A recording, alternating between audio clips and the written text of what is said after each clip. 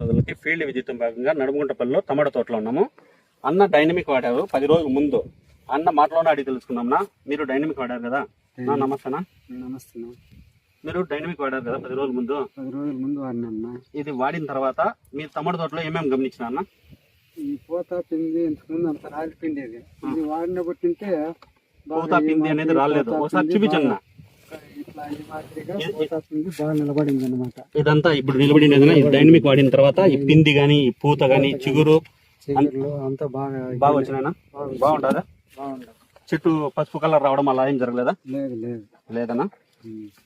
Dynamic micro nutrients ఇది వాడడం వల్ల మీకు టమాటో చెట్టుకి కావాల్సిన న్యూట్రియన్స్ అన్ని ఉంటాయి ఇందులో. చెట్టు మీకు గ్రోత్నెస్, పక్క కొమ్మలు, పూత పిండి కూడా సెట్ అవుతుంది. మీకు ఎవరైనా వాడుకోవచ్చు, ఏ పంటకైనా వాడచ్చు. ఎక్సలెంట్ రిజల్ట్ ఉంటుంది. దీనివల్ల మీరే చూడొచ్చు. పిండి కూడా చూడండి ఎట్లా పట్టిందో. ఇదంతా కొత్తగా పట్టింది, 10 రోజుల నుంచి పట్టింది పిండి.